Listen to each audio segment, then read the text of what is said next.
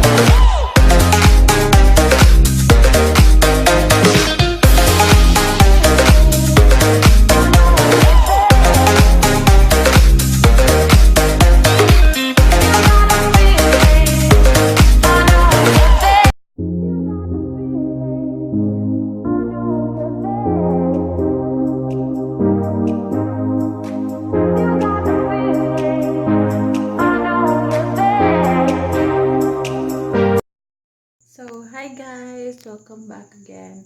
So nakauli na rin ko sa balay. Sorry, wala na ako naka-update kay busy jud. And excuse akong bugas-bugas nga nito buagig NML. Charot. So i-close na din ako ning vlog. By the way guys, akong gamit nga panghilamos is kana siya, Acne Solution Serum Foam Cleanser. So dahan ko siya benefits: anti-acne for sensitive skin, oil control, brightening, spot remover, and plus tea tree serum. So it's from Katidal. So napalit na siya na ako atong nga ito kog dipolog sa Watsons. So makahapit mo og moangay mo ani palitan lang ninyo. So kaduha pa na ko na siyang adlaw ginamitan every night, and di mo pa na siya mo effect samot magsige kag bilar.